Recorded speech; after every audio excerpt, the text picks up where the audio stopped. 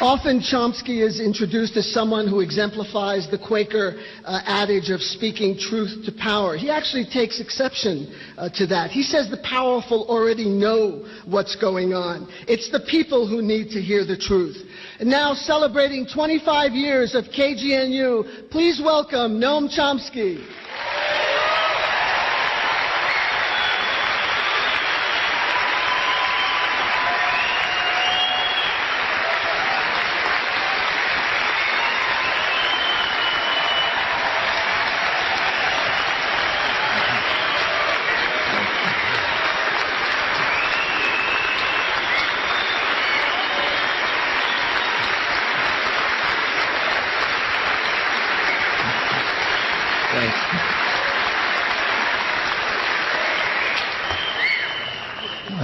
One of the things I've learned from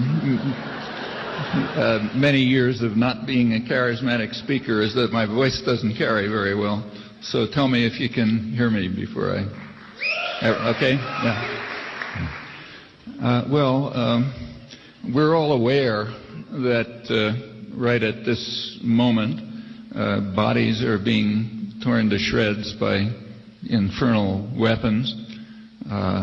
Unknown numbers of people who have already been driven to the edge of survival by a decade of murderous sanctions may be facing starvation and slow death. Under these circumstances, it's not very easy to step back and try to ask why all this is happening, where it's likely to go, and what we can do to shape the future. But that's what I want to try to do. About the last question, what we can do to shape the future, the answer is straightforward. Quite a lot. In fact, there's no one anywhere who can do as much as we can. We're uniquely privileged. We have unusual freedom.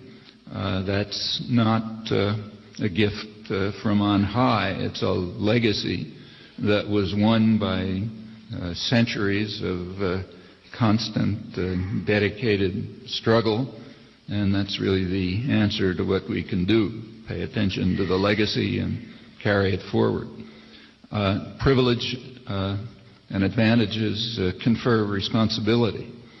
That's should be truism. What comes next is hard, though, personal choices. One choice is to face the responsibility. Not easy, though, a lot easier than it is in other countries, other places not as privileged as we are. The other choice is to shirk the responsibility and hand the future over to be determined by forces that we can be sure are not benign. Well, many people in the world, probably the vast majority as far as we know, are hoping, and probably desperately hoping, that we will make the first choice, face the responsibility. And they view with dread the consequences if we do not act to control what they see as a juggernaut that's they regard as the greatest threat to peace in the world. And these days, threat to peace means literally threat to survival. Well, not everyone is dismayed. So take Osama bin Laden. If he's alive somewhere, I'm sure he's enjoying mightily the scenes that are portrayed in one way on television here and in a different way by correspondents and commentators who are not embedded within the invading system. He's made it very clear what he wants. He wants a war to the death between the evil empire and the billions of people around the world, and that's what he's getting. The political, even before the invasion of Iraq, the U.S. political leadership had inspired extraordinary level of fear throughout the world, not just the Arab and the Muslim world. Since the invasion, the war that the world is seeing, not the one being portrayed here, that war has aroused a wave of revulsion that's actually becoming a serious concern even to policymakers here, and it's reaching the mainstream press. So just in the last few days, the mainstream press has been publishing lead articles about it. They report, give you some quotes, a growing hatred of America, regarded as a violent aggressor, a cruel aggressor that's relying on overwhelming force to crush anyone who's in its way, and worse still, it seems to be rejoicing in its ability to destroy a defenseless enemy, people shooting with rusting rifles at tanks and bombers. The rejoicing over that is not inspiring great love around the world. Furthermore, Saddam Hussein has been transformed by the invasion. He was regarded as a thug and a despot and hated, and he's becoming a hero. A brave, I'm quoting again, a brave and noble man. His praises gush from the lips of Arabs from nearly every walk of life. That's quoting long experienced American reporters in Jordan in this case. The director of the Center for Strategic Studies in Jordan says that without doubt Saddam now occupies the high moral ground across the Arab world, and he finds that very disturbing. Thinks it's going to cause huge problems for countries like Jordan and Egypt, especially if there's any step towards democratization, because the voice of the people is heard. He knows what voice it's going to be. It's going to be the voice of radical Islamists who are calling for a war against America, and also secular nationalists who despise Saddam Hussein but now admire him because he's standing up to the savage Americans and no one else is. And in death, he's likely to become an even greater hero. There have been polls recently taken by American academics of the Arab world. And what they find is also a cause for a lot of concern. A huge majority from all over, from Morocco to the Gulf states and Lebanon, a huge majority want Islamic clergy to play a greater role in government. About 95% are convinced that the United States has no interest in the region beyond maintaining control over its oil. And incidentally, those concerns go back 50 years. That was the reason for what President Eisenhower called a campaign of hatred against us in the Arab world back in the late 1950s. Nothing new about it. They're convinced now, too, that the U.S. has no interest, and he, incidentally, and his staff concluded that that was correct. That is their interest. And they were supporting oppressive and governments and preventing development because of the interest in maintaining control over Middle East oil. That's the 1950s, not today. Now, 95% are convinced that that's still the interest, along with protecting Israeli power and humiliating Arabs and Muslims, or anybody who's in the way, relying on the fact that they have an overwhelming monopoly of violence.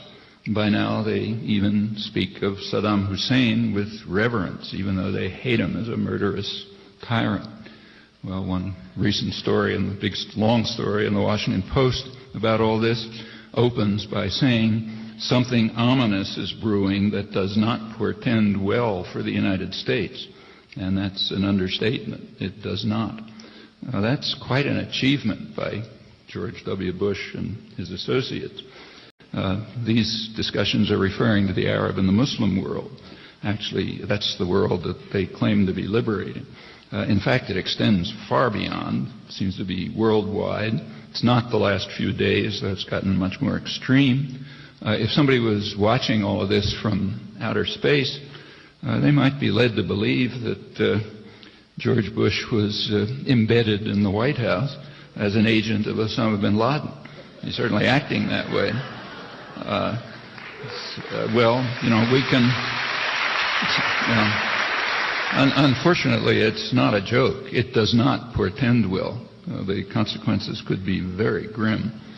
Well, we got choices on this too. We can decide to live in a cocoon, the cocoon that's created by television and embedded commentators. We can admire ourselves for our magnificence, or we can look at what the world thinks and ask why. People have to decide for themselves what's the wisest and most admirable course. I don't think it's a hard decision. As I said, going back, we can go the fear of the United States, of its leadership, particularly this political leadership, although it actually goes beyond. That goes back well before the invasion of Iraq. It was bad before, but within a year, Bush and his advisors have turned the United States into a pariah state. It's greatly feared throughout the world. It's regarded as the greatest threat to world peace by substantial majorities. Back this last October, the national press was forced to recognize, I'm quoting, that the world is more concerned about the unbridled use of American power than they are about the threat of Saddam Hussein. Actually, that's an understatement. No matter how much the world hates Saddam Hussein, it's only in the United States that he's feared. No one else regarded him as a threat, including his neighbors. They hate him, but they're not afraid of him. That's a special U.S. property. That's reached the point where the fear and concern over U.S. power has been featured in the national media recently. Cover stories in Newsweek and the Washington Post recently. There's one of the major polling centers, the research centers, is the Pew Research Center, recently published a poll on the image of the United States around the world, Europe mainly. It's plummeted. That's particularly Bush and his associates. In most places it's still dissociated from the country, though there are some exceptions like Poland and Turkey where the country is feared and hated. But it'll follow.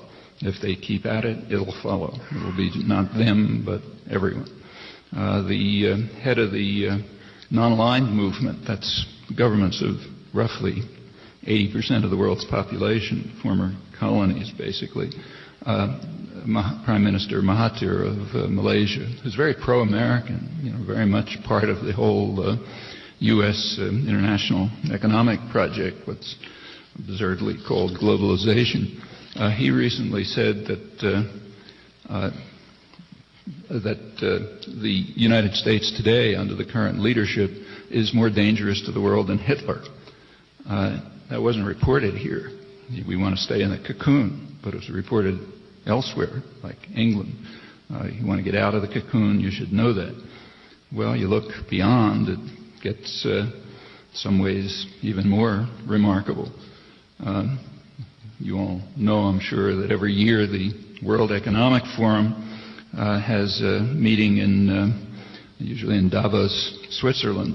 It's usually very upbeat and enthusiastic. Not this year. This year there was an atmosphere of what the press called gloom. The theme of the meeting last January was building trust.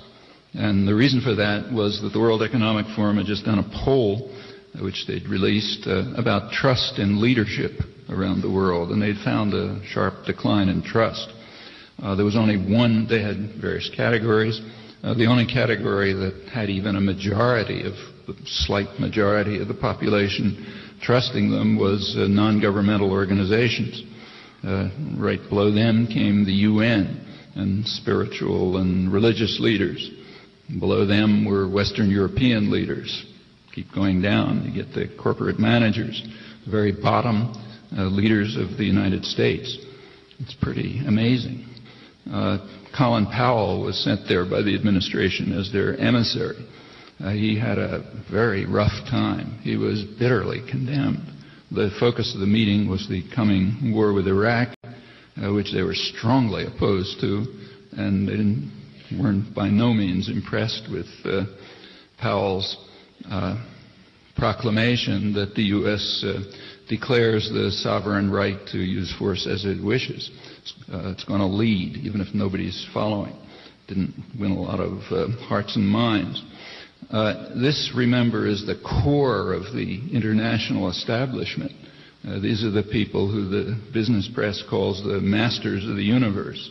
It includes corporate executives who are paying $30,000 each to attend, and the major figures everywhere. That kind of opposition to government policy is completely without precedent.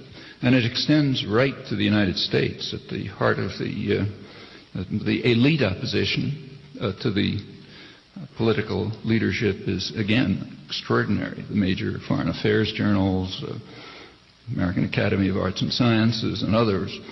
Popular opposition also has absolutely no precedent. There was an international Gallup poll. It wasn't reported here. Again, preference for the cocoon last December.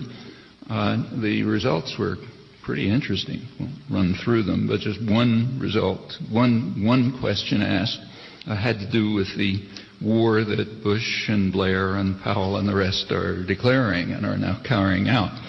A war that they carry out without any calling themselves the Allies, but they're allied only in the sense that they're allied against almost universal world opinion. The coalition forces, as the propaganda system calls them. A war carried out by them didn't even barely reach 10% support in any of the countries polled.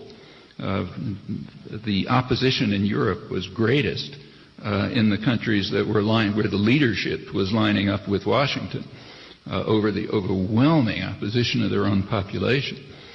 That's incidentally being lauded here in a demonstration of hatred and contempt for democracy that also has no precedent. David was making jokes about France, but the reason for why France and Germany are so reviled is that the governments are taking the position of the overwhelming majority of the population. And that's considered a crime.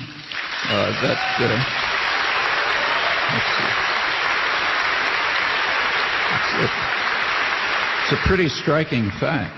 The governments that are praised, what Rumsfeld calls the New Europe, they're countries where the leadership is taking their orders from Crawford, Texas, and disregarding 90% of the population. Those are the good guys.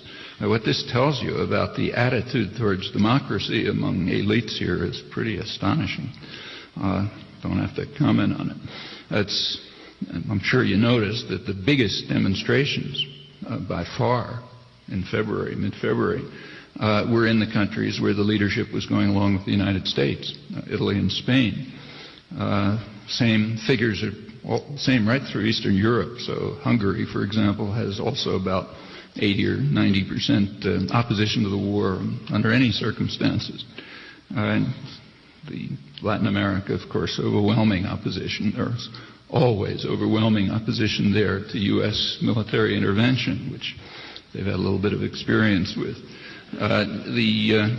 When the Allies had to have their summit meeting, in which they presented an ultimatum to the United Nations, and not to Iraq. They presented an ultimatum to the United Nations, Bush, Blair, Aznar, saying, you follow us in 24 hours or else. Where did they meet? Well, they couldn't meet in any country where there are people around. That's too dangerous. They met in a U.S. military base on an island. That's where you got to meet, like the World Trade Organization, which had to meet in Doha to make sure there's no demonstrations, be surrounded by navies. That tells you a lot. Well, it's a real achievement, and you really have to ask how, let's say you're this Martian observer, how did Bush and his associates manage to make themselves the most feared and hated political leadership in the world, in fact, maybe ever, shaming the country and ultimately endangering its people. How'd they do it? Well, you look back, you can see how they did it. Just without running through the whole story, just start last September, because there was a big change then. Last September, a lot of important things happened, and they made an effect on world and U.S. opinion. The first and most important was the declaration in late September of the National Security Strategy. Immediately and surprisingly, it was harshly criticized in the main establishment international affairs journal, Foreign Affairs, Council on Foreign Relations, which they do it in sort of muted terms, but you could see the concern. It was called an imperial grand vision. The government announced a pretty remarkable doctrine.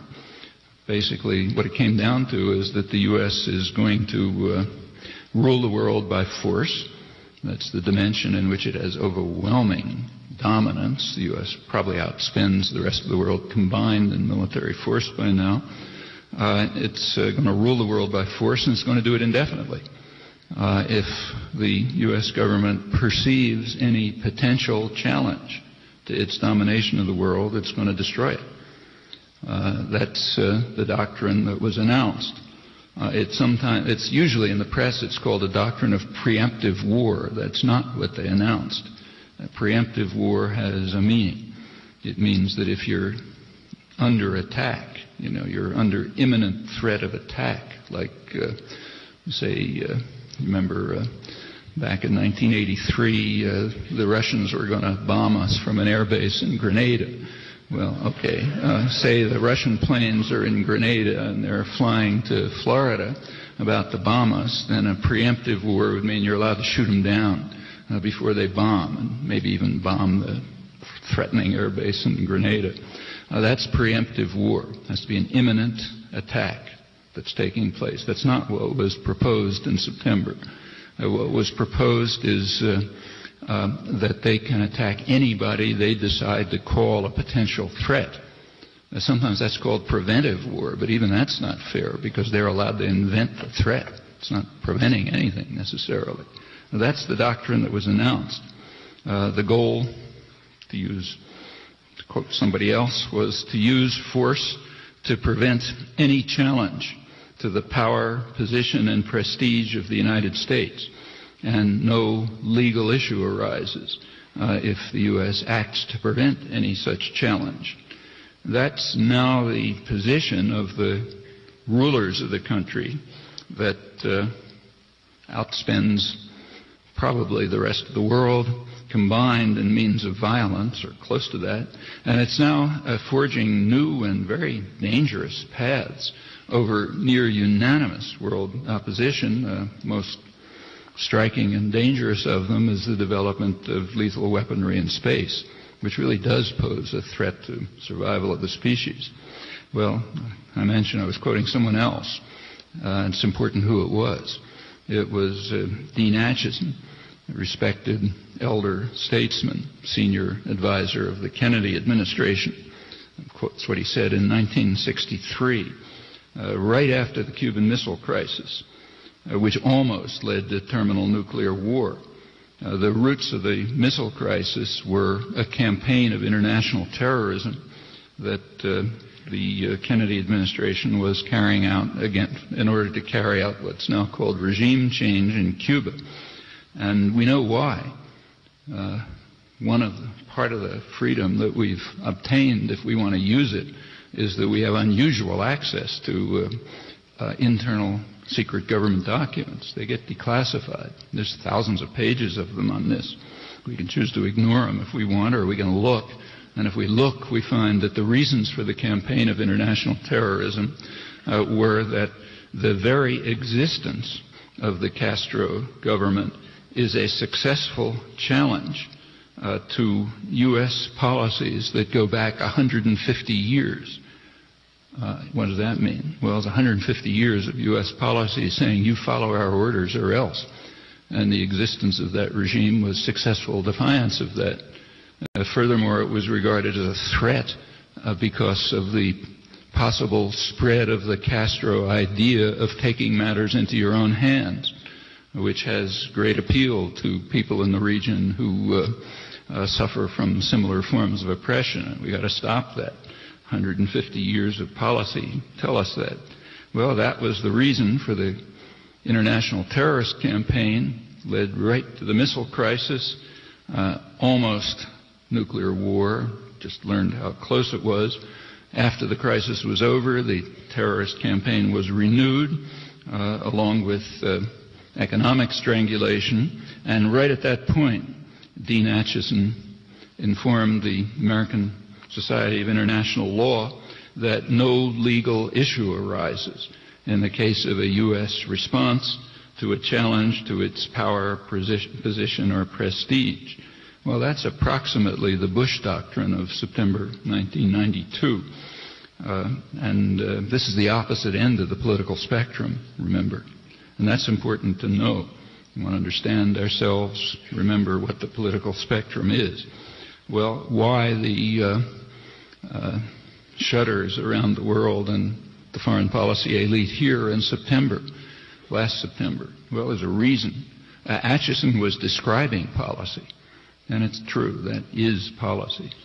It's been so for a long time. But the national security strategy last September proclaimed it as official policy, and that's quite a difference, an important one. Actually, you want to think about this. It goes back beyond that. You can find the policy described in the early stages of the Second World War, actually before the U.S. even entered it. There you can find a clear announced discussion of what's now called the Imperial Grand Strategy. So even before the U.S. entered the war, there were study groups of high-level planners from the Council on Foreign Relations, the foreign policy elite, and the State Department trying to decide what to do in the post-war world. And they concluded that in the post-war world, the United States must hold, I'm quoting it now, must hold unquestioned power and must act to ensure limitation of any exercise of sovereignty by states that interfere with U.S. global designs. That's the September National Security Strategy. And they also recognized that the foremost requirement to secure these ends is rapid fulfillment of a program of complete rearmament. That's a central component of an integrated policy to achieve military and economic supremacy for the United States. That's 1940. At that time, those ambitions were limited to what they called the non-German world. They expected that Germany might win the European war at least. And the non-German world was going to be organized under the United States rule as what they called a grand area that included the Western Hemisphere, the former British Empire, and the Far East. Well, shortly after that, Russia beat back the Nazi armies at Stalingrad, and it became fairly clear that Germany would ultimately be defeated, and these plans were then extended to include as much of Eurasia as possible, and they were implemented after the Second World War. They've been described since, as in Dean Acheson's comment, and now they're official policy. Well, that's all important to know. In a society that really valued its freedom, I wouldn't have to be saying this. Everybody would have learned it in high school. These are really important things to know about ourselves. There's plenty more like it. Well, let's go back to last September. One important development, which did cause plenty of concern around the world, foreign policy elite here, was the proclamation of the national security strategy. Something else happened in September. September was the opening of the political campaign for the midterm elections. And that was combined with an enormous propaganda campaign which began to present Iraq, Saddam Hussein, as an imminent threat to the survival of the United States. with insinuations that Iraq was responsible for the September 11th attacks. Actually, if you look at this morning's New York Times, Karl Rove, who's George Bush's minder, as they call him in Iraq, he describes it this morning. He says the goal is that in order to pursue the domestic agenda of the administration, it's necessary to frighten the population. You have to make the population feel that they have to shelter under, behind the powerful leader who's going to save them from destruction. You can do that. You can pursue your domestic agenda. Otherwise, not. He's talking about what we have to do what they're going to have to do in the future. But he also says, yeah, that's what they did in the past, and that's correct. In September, Condoleezza Rice showed up with her prediction that the next thing we're going to hear about Saddam Hussein is a mushroom cloud. They're planning to destroy us. And then there came a series of outlandish lies repeated passionately by Bush and others, distributed quite uncritically by the media, and it had an immediate effect. You take a look at polls by September, after this campaign began, roughly 60% of the population believed it and continue to believe it. 60% of the population, plus or minus, believes that Saddam Hussein was an imminent threat. They've got to keep repeating it to keep that level up. About half the population, about a month ago, it's probably higher now, believe that Iraq was responsible for the September 11th attack, that Iraqis were on the plains. Those beliefs turn out to be highly correlated with support for the war, and it's understandable. If you think that Saddam Hussein's an imminent threat, already destroyed the World Trade Center, planning something new, maybe a nuclear bomb, yeah, then it's understandable that you'd want to do something to get rid of him. That's a remarkable achievement of government media propaganda. You have to bear in mind that this is unique to the United States. Nowhere else where anyone believes anything like this, nor is it believed here by anybody who knows anything, like the CIA or foreign policy analysts. But it has been imposed on the population. And that's impressive. It's not the first time, but it's impressive. And as far as it was aimed at the election, and for the election it just barely worked. They barely managed to maintain control. Tens of thousands of votes, not much. And something similar is going to be needed for the next election. That's what Rove says this morning. He says for the next election we've got to create an image of George Bush as a powerful leader, a savior, who by then will be marching off to slay some new dragons. So it's going to be something to do next year. Well, for the guys in power, the current administration, all of this is kind of reflexive. It's just second nature. Remember that this is almost the same people who ran the country in the Reagan-Bush 1 administrations. They had 12 years to do it. It's sort of astonishing when you put yourself in the position of the Martian observer again, and recognize that it's just elementary sanity, if you want to figure out what these guys are up to ask what they did during their first tenure in power. It's 12 years, not ancient history. 1981 to 92, what'd they do? Well, it's interesting that it's almost never investigated. Do a search and see how often people bring up what they did the first time around. Well, if you do it, you'll find that right now they're following almost exactly the same script in detail. The first thing the Reaganites did when they came into office in 1981, first thing they did was drive the country into a deep deficit. Bush administration did exactly the same thing. This time, the way they did it was by a huge tax cut benefiting very tiny top percentage of the population, and by the biggest increase in federal spending in 20 years, quoting the Wall Street Journal. But it's a fact. Biggest increase in federal spending in 20 years. That goes to the rich. Huge tax cut for the rich. Well, that causes a problem, just as it did in the Reagan years. Got a deficit, you have to have what's called fiscal responsibility. Long, gloomy faces from the economic czars about fiscal responsibility. Fiscal responsibility means you got to cut services for the population.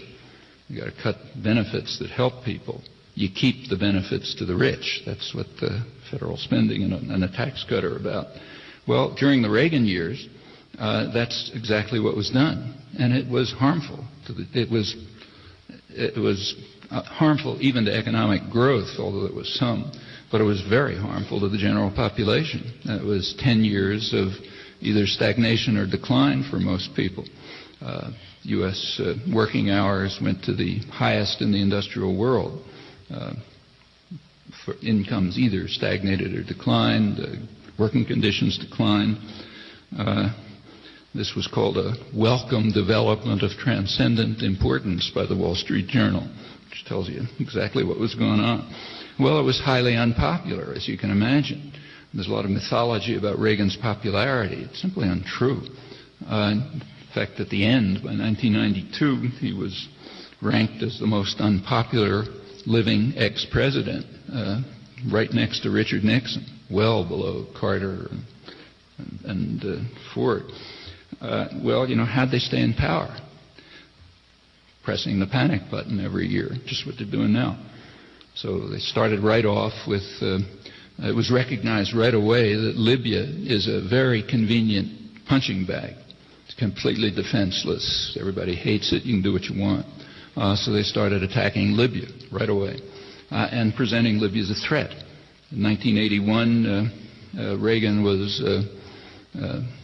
hiding in the White House because he had to be protected from Libyan hitmen who were wandering around the streets of Washington, and nobody could do anything about them. They're going to kill our leader. Well, somehow he escaped. Libya was trying to expel us from the world. He said nothing less than that. 2 years later came that air base in Grenada, which the Russians were going to use to bomb us. And then there was Nicaragua, 2 days driving time from Harlingen, Texas. Remember that? They were really close. And waving copies of Mein Kampf, according to the Secretary of State. A real threat. Reagan called a national emergency in 1985 to defend the country from the threat to the security of the United States posed by the government of Nicaragua. The Martian would be dying of laughter, I guess, but people here didn't laugh. In fact, if you look at that, that was renewed annually right through the 80s. You take a look at it, it's almost the same wording as the congressional resolution in October 2002 about the threat of Saddam Hussein.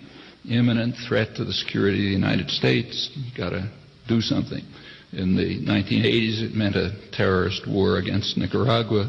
Ended up with the U.S. had to defy the World Court. The Security Council continued. Destroyed the country practically. The other countries even worse. In 1988, George Bush was able to get elected, George Bush #1, but only by invoking the threat of black criminal rapists. Willie Horton, you remember that? That's how he got elected. Terrified everyone. There were crime frenzies, drug frenzies, just on and on. The international policies then were the same as now. The Reagan administration came into office in 1981, declaring that a war on terror would be the focus of U.S. foreign policy.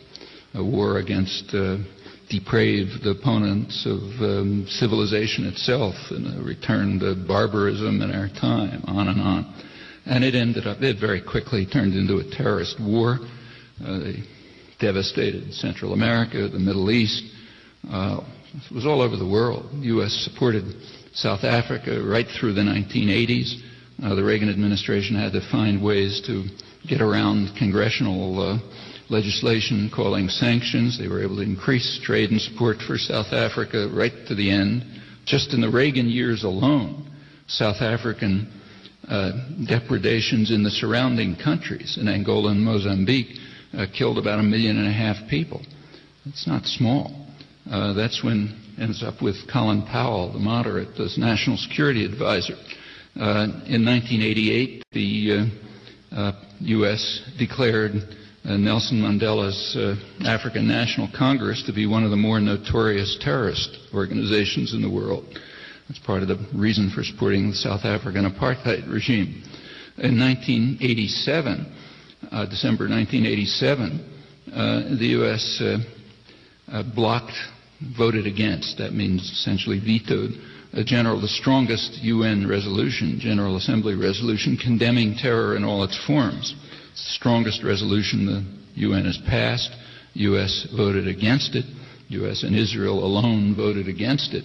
The reason was it had a paragraph in it which said that though they condemn terrorism and have to do everything to stop it, nothing in this resolution prevents the people from struggling against racist and colonialist regimes or foreign military occupation.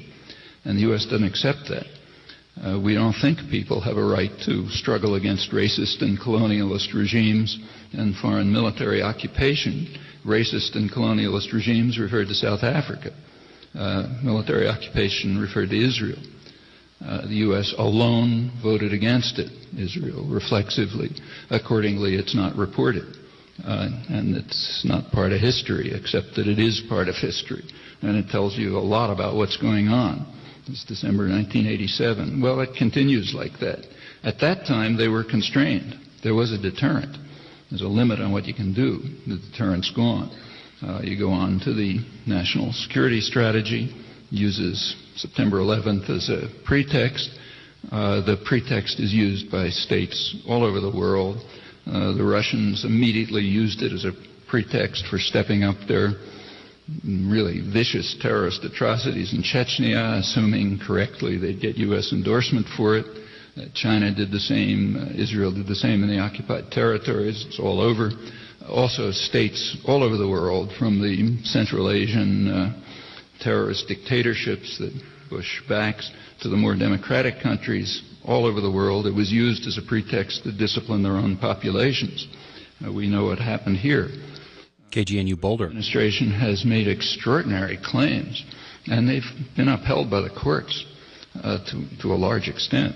They've claimed the right to imprison people, including U.S. citizens, without charge, without access to lawyers or family, and to do so indefinitely until the president declares that an emergency is over, which means executive authority. That's an astonishing claim.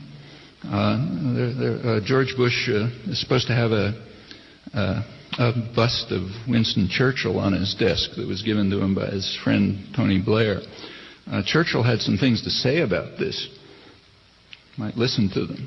He said, "The power of the executive to cast a man into prison without formulating any charge known to the law and to deny him the judgment of his peers is in the highest degree odious and the foundation of all totalitarian government, whether Nazi or communist." That was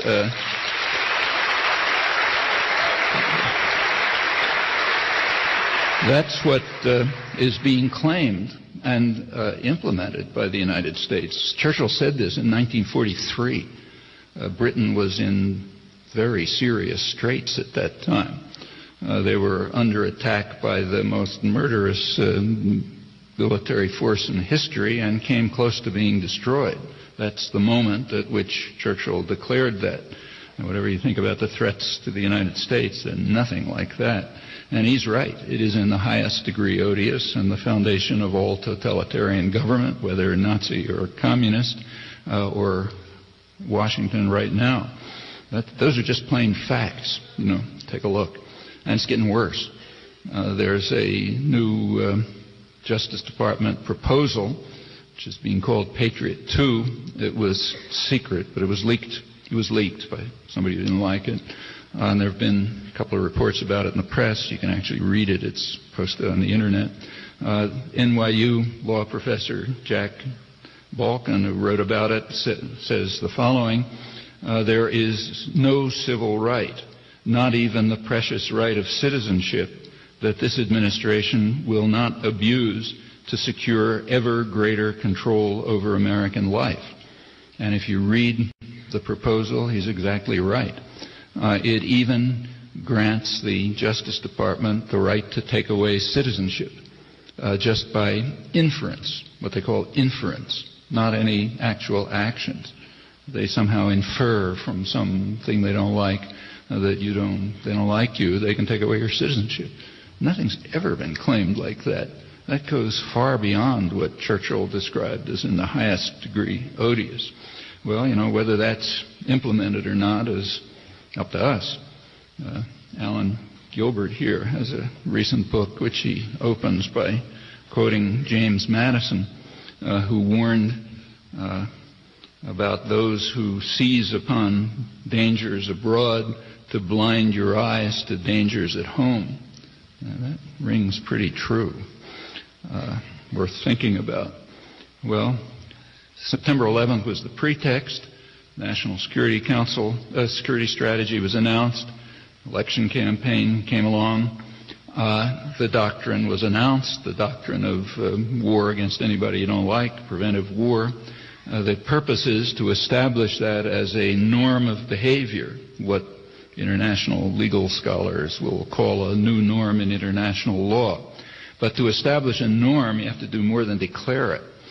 You have to illustrate it. You have to carry it out. You got to show that you're going to do it. Then it becomes a norm if you're a rich and powerful country, not if you're somebody else. Well, how do you do it? You got to pick a target. Target has to meet several conditions. One condition is it has to be defenseless.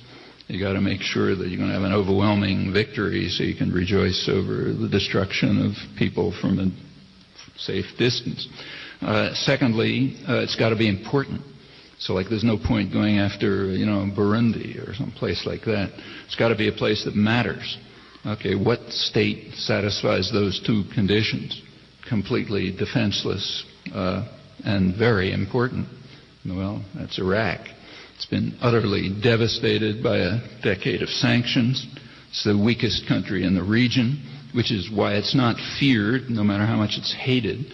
Even in Kuwait and Iran, which Saddam invaded, not feared. In fact, for the last 5 years, they've been trying to reintegrate it into the regional system over strong U.S. objectives. It's the United States that fears it alone, just like it feared Nicaragua and Grenada and other demons. And it's extremely important. It has the second largest oil reserves in the world. Back as far back as 1945, the State Department described Persian Gulf oil resources as, in their words, a stupendous source of strategic power, one of the greatest material prizes in world history. Ever since then, the U.S. has been determined to control it. It's a leading principle of foreign policy. Actually, it goes back before, but it was the British before. And it's understandable. You don't give away a stupendous source of strategic power and one of the greatest material prizes in world history. It's important to recognize that means control, not access. The U.S. didn't need the oil. In fact, it barely needs it today. If you look at intelligence projections, they're expecting to rely on more secure Atlantic Basin resources, Western Africa, Western Hemisphere. But they want to control it, just as they did after the Second World War. And there's a reason for that. If you control a stupendous source of strategic power, you control the world. That's a lever of world control. You have what planners at the time called veto power over other countries. You can also set prices and production levels within the range that you want, and you can make sure that the profits flow back into the right pockets. It is an enormous to gain control over this resource and to have probably military bases there is a tremendous achievement for world control, if that's what you're aiming at. You read counter-arguments to this, and they're worth looking at. So it's argued that can't be true because the costs of reconstruction are going to be greater than the profits that will be made. Well, maybe that's true, maybe it isn't, but it's totally irrelevant. And the reason is because the costs of reconstruction are going to be paid by the taxpayer, by you. And the profits are going to go right into the pockets of the energy corporations. So doesn't matter how they balance out, it's just another taxpayer subsidy to the rich. Doesn't matter what the numbers are. So all the discussions are completely irrelevant. The profits will go to, Bechtel Corporation or Dick Cheney's Halliburton Empire or one thing or another, which will be chosen to what will be called rebuild Iraq at taxpayer expense. That's part of the way in which you transfer wealth and power from the population to the rich. Many ways, and that's one. Is there another way to proceed at this point? Yeah, there sure is. The United States could pay reparations to Iraq. That would be proper. And remember what it is. I mean, you're not reading about it in the newspapers, but you all know it's reparations from 20 years of devastation of Iraq. First 10 years of support for Saddam Hussein, right through his worst atrocities. The guy's now in office. They didn't care about the atrocities. Continued to support him, provide him with the means to develop weapons of mass destruction. They even said why they were doing it. It didn't have to do with the war with Iran. It continued after Iran. The reason was because of, as George Bush #1 explained, his administration, our duty to support American exporters. That's why we had to support Saddam Hussein after the gassing of the Kurds and everything else. And then they added the usual boilerplate about Saddam Hussein being a source of stability and, we can help improve the human rights situation and so on. That went right up to the day of the invasion of Kuwait. First mistake. It didn't follow orders. The other crimes were fine. Then comes the war and a decade of sanctions, which have devastated the population, civilian population, and strengthened Saddam Hussein. And furthermore, made the population more dependent on him. I mean, he's a murderous tyrant, but a very efficient one. He had a very efficient food distribution system, which people were dependent on to stay alive. The World Food Organization says it's the most efficient food distribution system they know of. They say they can't duplicate it even by half. Monster, but an efficient monster, not the first one in history. So it forced the population to be dependent on him. It devastated the civilian society, strengthened Saddam Hussein. That's one reason why he's still there. Otherwise, he'd probably have been overthrown by now. Remember that Saddam Hussein was not the only monster who was supported by the guys now in Washington. They had quite an entourage that they collected. They were supporting, among others, Marcos and Duvalier and Suharto and Mobutu, who was the first foreign leader invited to the Bush White House. They loved them so much. Ceausescu, who's easily comparable to Saddam Hussein, vicious, murderous tyrant, supported up until the day he was overthrown by the people now in office. Every single one of those guys was overthrown from within. Why didn't it happen to even though they were being supported by the United States? Why didn't it happen to Saddam Hussein? Well, the Westerners who know Iraq best have been talking about this for years. You don't read about them in the American media. You can't find the names in the New York Times index. You can read them in Canada or overseas, England or elsewhere. Namely, the administrators of the UN so-called oil for food programs, Dennis Halliday and Hans von Sponeck. Both of them resigned in protest against what they called the genocidal effect of the program, the sanctions, and the fact that they were destroying the civilian society and strengthening Saddam Hussein. And they've been pointing out for years that the way to overthrow Saddam Hussein is from within, just like every other gangster that was supported by the people now in Washington. Can't happen if you destroy the civilian society and you strengthen the dictator and you make people dependent on him. The main effect of the sanctions hasn't harmed Saddam Hussein and strengthened him, but it's kept him from being overthrown.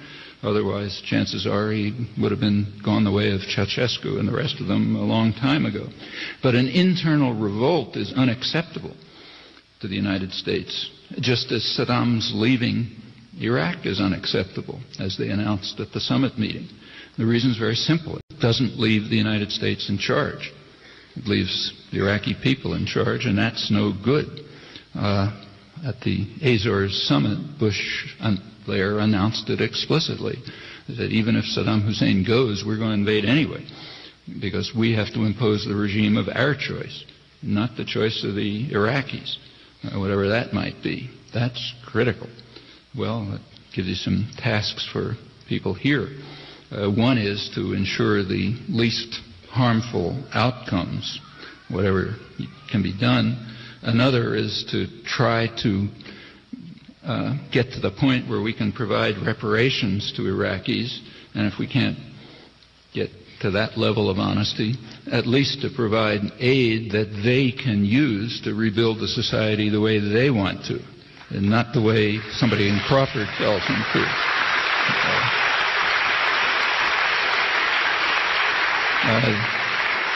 The next task after that, and Karl Rove just told you this morning what it is, as if you didn't know, was to face the next challenge as the new norm in international relations is put into effect somewhere else. And now that it's been established by this action, you want to know what it is? A couple of days ago, James Woolsey, who was former head of the CIA under Clinton and apparently is going to get a position in the new administration, he gave a speech in where I'm going to be tomorrow, Los Angeles, where he informed the crowd cheerfully that we're now in the midst of World War IV. There's World War I, World War II, Cold War was World War III, now we're in World War IV, and we got to go over the countries that have been attacking us. He named two. He said Iran and Syria. Fascist regimes of Iran and Syria have been attacking us, and we finally realized it. So now we have to go after them.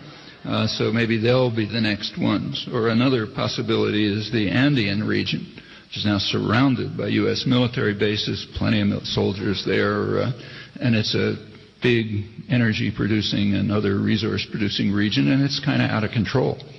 So that's a possible target. And you can think of others. But you can be pretty confident that one or another is going to come along. There's no other way to continue with the strategy that's announced and they intend to implement. Remember, these are people who barely hold political power by a hair, and the only way they can hold on to it is by terrifying the population. That means there are things that can be done. People don't have to be terrified by imaginary demons. That's an educational and organizational task, one that's not easy, but certainly within the means of people who are concerned. Well, let's go back to last September. Right after it comes October, Congress declares that Saddam Hussein is a threat to our existence, like Nicaragua, and authorizes the government to use force. Something else happened in October, something extremely important. There was a retrospective meeting in Havana, 40th anniversary of the Cuban Missile Crisis. The people who attended were key participants in the October 1962 missile crisis from Russia, the United States, and Cuba. And there was a discovery that actually shattered them there.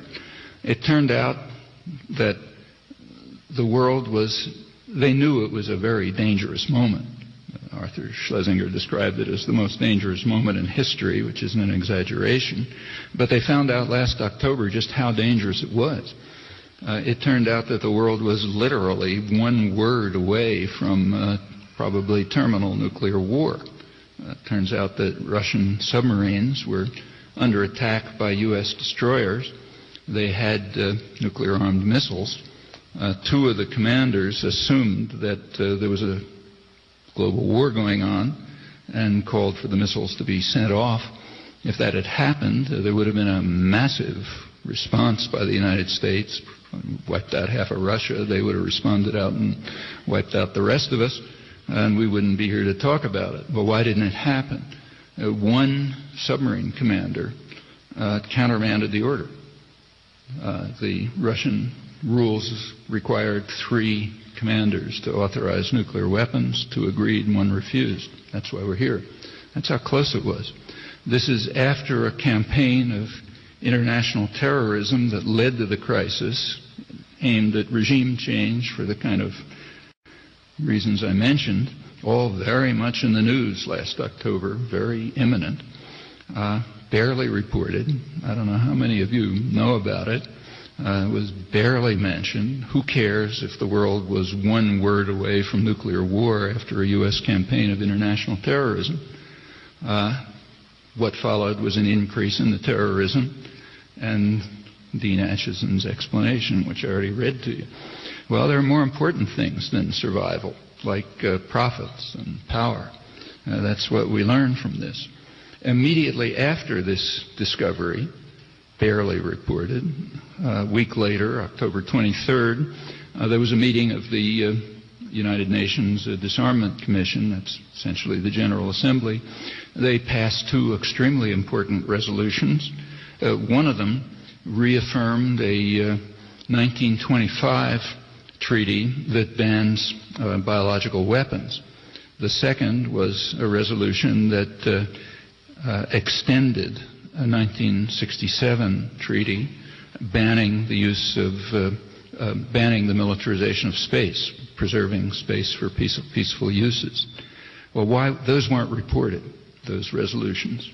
Had a friend do a database check. Weren't reported. Why? The United States voted against them alone. The United States and reflexively Israel voted against reaffirming a 1925 ban on biological weapons and a 1967 treaty, now extended, to ban militarization of space. Well, that's really dangerous, both of them, and very urgent. Shortly after, but not reported. Right after that, the U.S., the Bush administration killed a bioweapons treaty that was under negotiation, stunning the Europeans. Last minute, the U.S. stepped in and says, no, we're not going to allow any discussion of enforcement mechanisms for years. The reason, got to protect the secrets of U.S. pharmaceutical corporations. It's much more important than banning biological weapons. Probably there's another reason. It's very likely that the United States is carrying out illegal tests of development of biological weapons. A lot of scientists guess that that's the reason why they claim that they haven't been able to find the source of the anthrax attack. It was traced back to a U.S. federal laboratory, remember. This is not like disarming Iraq. It's a U.S. federal laboratory. They claim not to be able to find the source. It's kind of hard to believe. But it may be, and it's been speculated by the Federation of American Scientists and others, that probable reason is that they're concealing some kind of weapons development program that they don't want exposed. Well, maybe not. We ought to find out about it. Right after that, the U.S. went on to infuriate even its closest allies in the World Trade Organization. First of all, by taking a very extreme stand violating trade rules. Notice that that's another reiteration. It's still following the script of the Reagan years. There's a lot of talk about free trade, but they were the strongest opponents of free trade in the industrial world. In fact, the Reagan administration was the most protectionist government in post-war U.S. history. They virtually doubled protectionist barriers in the United States. The GATT, which is the predecessor of the World Trade Organization, according to their analysis, Reaganite protectionist measures were 3 times as high as other industrial countries. Very damaging to world trade, but the most powerful state in the world does what it wants, and they're doing it right again. The Bush administration has broken some new barriers and protectionist measures, but much worse than that, and this really did amaze and infuriate Europe and others, is just a couple of weeks ago the U.S.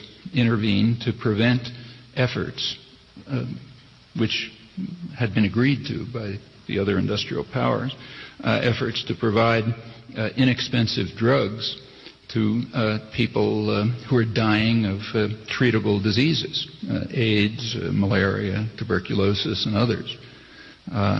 That's tens of millions of people who are dying from these diseases, and the U.S. intervened to prevent access to inexpensive drugs, again because huge profits for heavily subsidized U.S. pharmaceutical corporations are a much higher priority.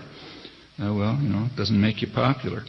The U.S. also continued to and is continuing to undermine international efforts to reduce threats to the environment, which are by now universally recognized to be severe and maybe a threat to survival. The pretext for this barely conceal service to pretty narrow sectors of private power. If you take a look at the journal Science, the journal of the American Association for Advancement of Science, the lead editorial about a week ago was a bitter condemnation of the Bush administration climate change science plan, which does absolutely nothing. It does nothing to stop what just about every scientist who pays attention recognizes to be a very severe threat. Well, again, profits are more important. All of this engenders fear and hatred of the leadership, and maybe ultimately hatred of the society, which was regarded as just too dangerous. That's going to lead to efforts at deterrence.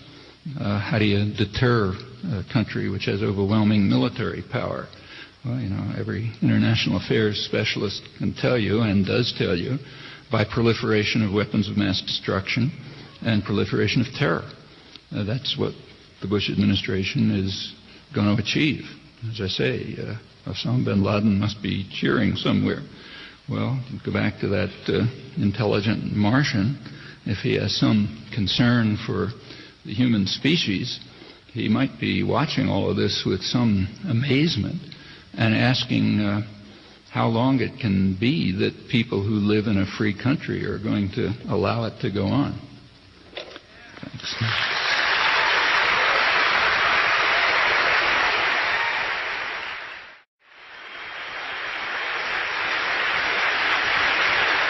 Noam Chomsky speaking live at Mackey Auditorium. You're hearing it on KGNU Boulder as it happens at 8:28 on a Saturday evening. Professor Chomsky will take some questions from the audience now.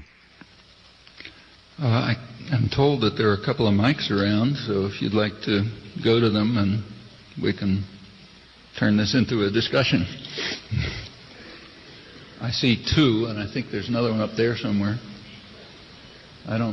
Anybody see one up on the balcony? I can't see there. Well, let's just go to these two and then up there. Somebody can find it. Go ahead.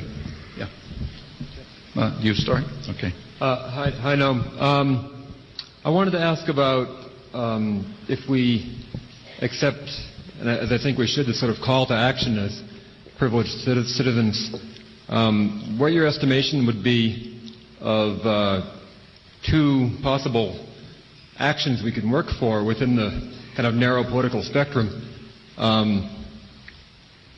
You've talked tonight about what was done by this administration and by some of the same people during Reagan Bush, and you've also criticized Clinton, but not so much tonight. And I'm wondering how important it would be to try to work for the change from the Republicans to the Democrats in the next election, which is, it's a measurable change, versus other possible political activities like, campaign finance reform and that kind of thing. Well, it depends what the Democrats are. So I didn't talk much. I actually did talk about Clinton. So the sanctions that have destroyed Iraq and strengthened Saddam Hussein and made the population dependent on him and prevented an internal revolt, that's Clinton. Right. Okay, and there's plenty more. Take another example, which is often another domain. Take a look at Brazil. It's very interesting. It's informative what's happening there. Very informative. Brazil has huge popular movements, left popular movements, nothing like here. They succeed, and they're very effective. The Landless Workers Movement, the Workers' Party, and others, the biggest popular movements in the world and the most effective. They managed to elect their own president. Pretty impressive guy. Just take a look at what's happening and think a little about history. There's good reason why nobody studies history. It just teaches you too much. But take a look at recent history. 40 years ago, Brazil had a populist president. It was during the Kennedy administration, not like Lula, but, mildly populist president. Kennedy administration didn't like him. They organized a military coup to overthrow him. It happened to take place shortly after the assassination, but had already been prepared by the Kennedy administration. It was hailed by Kennedy's ambassador as the greatest victory for freedom in the mid-20th century, while the generals were torturing and murdering. It imposed the first kind of neo-Nazi national security state in Latin America. That's the beginning of a plague that spread right through the hemisphere, ended up in Central America in the 80s. It's pretty awful. We ought to know all about it. This time, they're not calling for a military coup, although Lula's a much more threatening leader for them and has a mass popular support, organized support that Goulart back in those days didn't have. How come? Well, there's two basic reasons. For one thing, the activism of the last 40 years has changed this country as well as Brazil. People here wouldn't accept it anymore. Then nobody cared. Nobody knew, paying attention. But a lot has been done in the last 40 years. It's a much more civilized country. It'd be very hard to carry that off now. There's a second reason. Here comes Clinton. They don't need it. Back in the 1960s, the only way you could prevent a populist movement was a military coup. Now you can do it by the mechanisms of what the world calls neoliberalism. Financial markets, the international financial markets can strangle them. Capital can flow out of the country.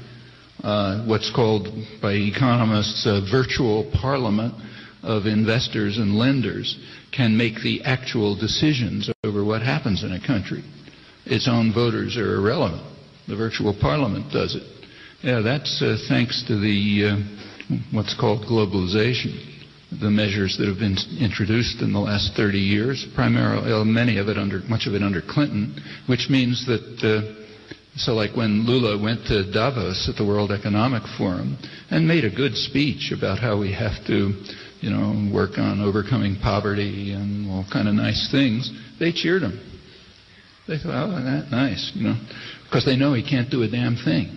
Because the minute he makes a move, the virtual parliament will strangle him. Okay, a lot of that is thanks to Clinton. Those are other ways of controlling people. I mean, they might have alternatives, but they'd have to be almost revolutionary by now. That's what the global justice movements are about, trying to prevent the virtual parliament from destroying what's left of democracy by transferring power into the hands of the virtual parliament. Okay, we ought to know about those things too, and plenty of people do. That's why there's a big global justice movement. That's Clinton too, and there's more. Going back to your question, it's really hard to say. It depends what the alternatives actually are. That's why I was quoting Dean Acheson, Kennedy administration, and Franklin Delano Roosevelt, the planning commissions in 1940. Okay, the spectrum is pretty narrow.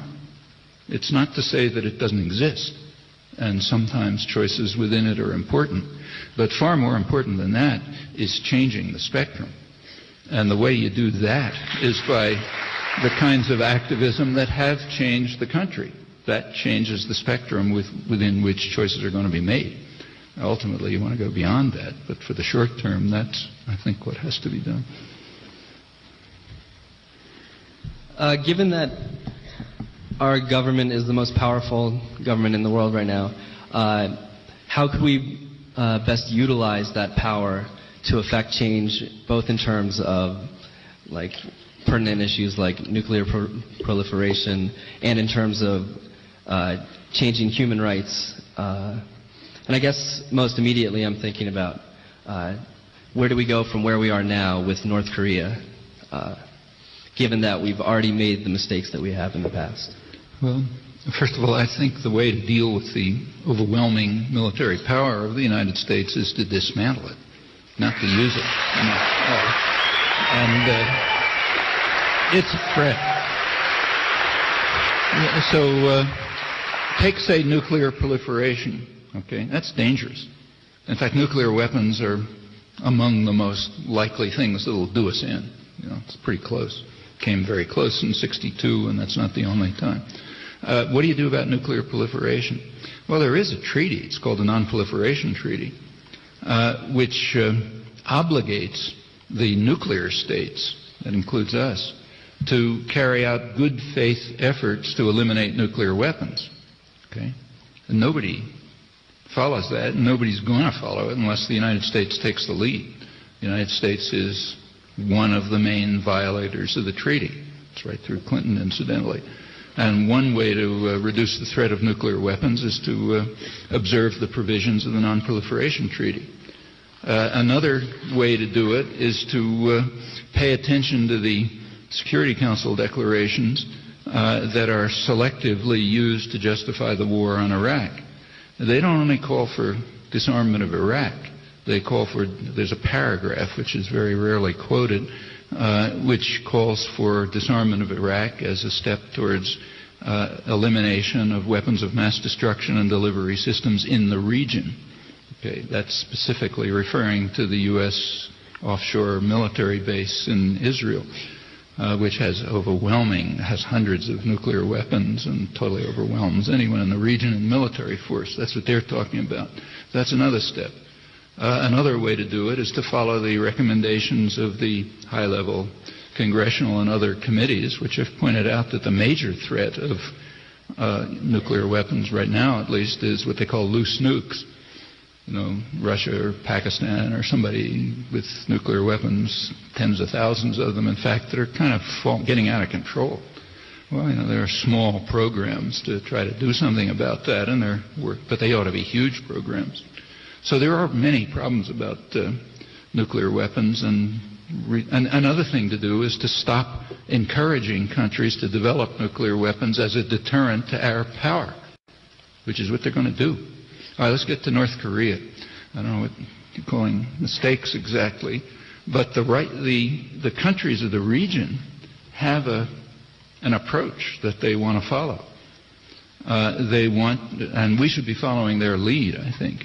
South Korea in the lead, and Japan and China basically agree with them, that this is a serious problem, very serious problem, and it has to be dealt with through diplomacy and through moves to somehow integrate North Korea back into the system, which is not a trivial matter. The framework agreement, this is one thing that Clinton did which was right, of 1994, if it had been implemented, would have taken steps. It was taking steps towards that. Well, that's been reversed. And we ought to go back, and we ought to follow the lead of the South Koreans on this. It's dangerous. Right now, the danger of North Korea is not nuclear weapons. The danger is, the reason why the U.S. isn't attacking North Korea is because they have a deterrent. The deterrent is conventional weapons, massed artillery, which can destroy Seoul in 5 minutes. I'm sure that at the Pentagon they're working on techniques for, precision-guided weapons that can somehow, maybe tactical nuclear weapons that can somehow take out that artillery. But until they can do that, they can't attack North Korea because it has a deterrent. And in fact, the U.S. is teaching the world a very ugly lesson now. It's telling the world, if you want to prevent us from attacking you, you better have a deterrent. If you're defenseless like Iraq, we'll go after you. If you're North Korea, which is a much worse tyranny and a much greater threat, but you have a deterrent, we're not going to go after you. It may not be the headlines here, but everybody in the world understands it. It's very evident. That's really bad. Behind that, there are other things going on. So you take a look at that region, Siberia, China, Japan, Korea.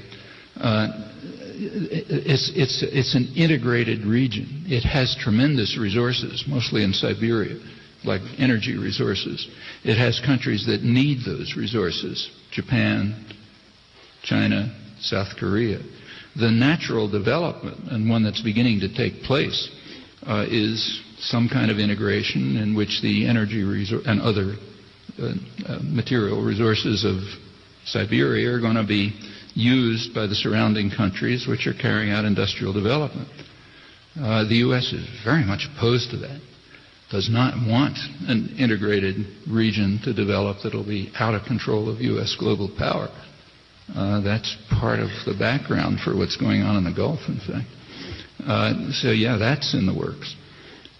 There's a lot to be concerned about if you're really thinking about the future. North Korea is a threat, and the way to deal with it is by following the lead of the people who are right there, like South Korea and the other countries.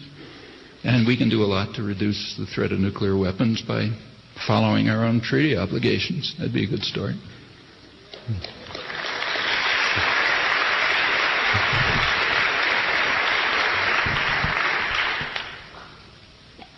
Even radical extreme statists such as Bush and Company must share a basic sense of self-preservation along with the rest of us.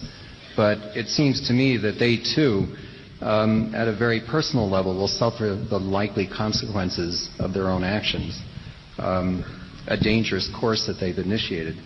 Do these people believe that they'll escape by magic or by divine intervention? Yeah. Or does their extreme devotion to ideology prevent ordinary logical thinking?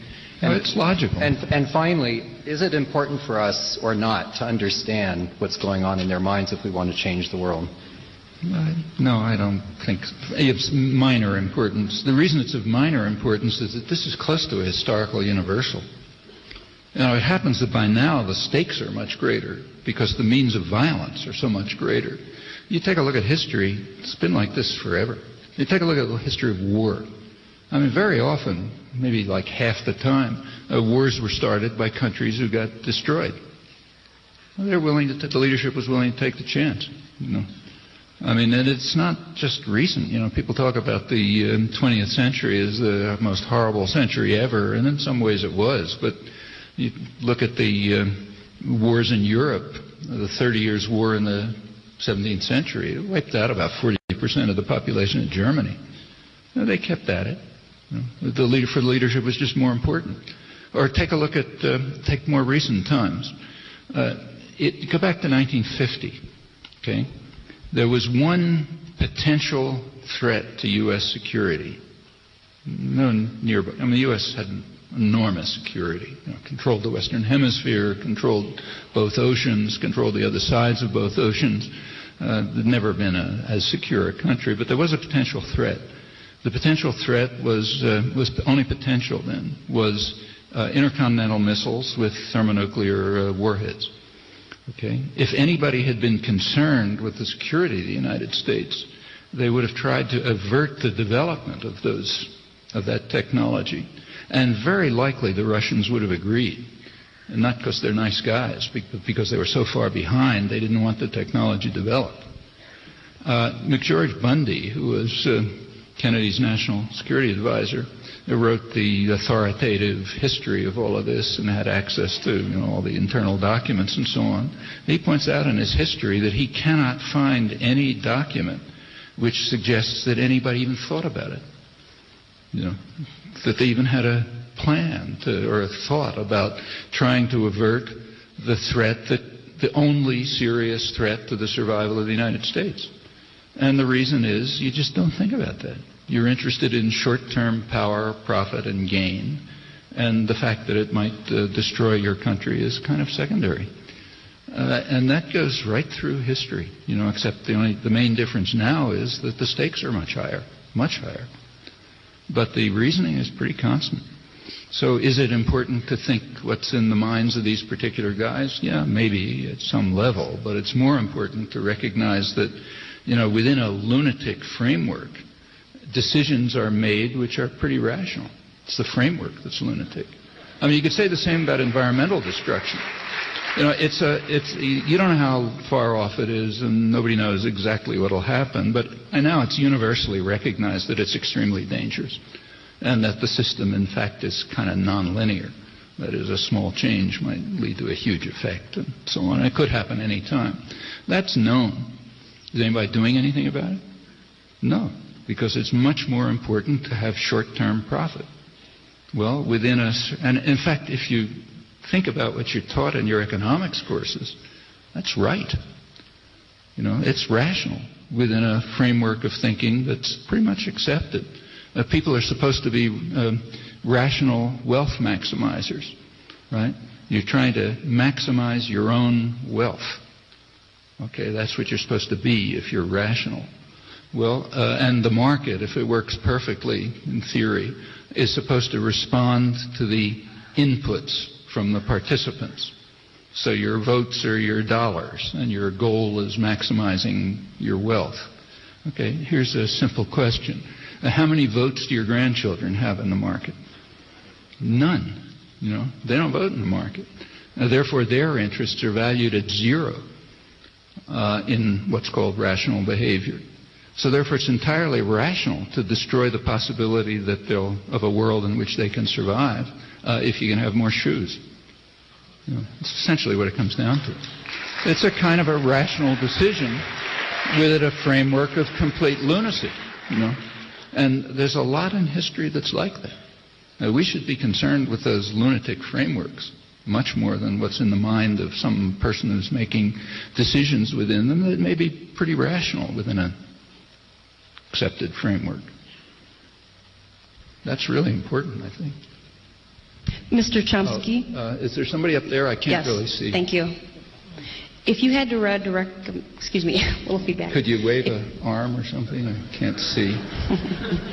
If you had to recommend 4 or 5 publications that you think provide unbiased and accurate reporting, what would you recommend?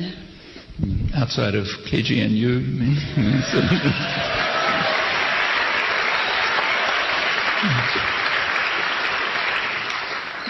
I don't want to sound dismissive, but I really think it's the wrong question. Nothing is unbiased. Everything is presented from a certain point of view. If you're honest, you make your point of view clear. If you're dishonest, you pretend you're objective and so on and so forth. And then it's really up to you to decide what you think is telling something that sounds reasonable to you. And you really ought to be triangulating. You look at different things and see how the world looks from different points of view, and then you make your own decisions. It's just as if you're a chemist working on some problem in chemistry. There is nothing that gives you an unbiased point of view. It takes work, and it's a lot harder when you are trying to deal with human affairs. So, I know what I think is important, but it's really up to you to decide what you think is important. For example, I learn a lot by reading the Wall Street Journal. That's why I was quoting it. I can't stand what, we disagree on every imaginable topic. But if you read it, you can learn a lot about, first of all, what's happening, because they have pretty honest reporting.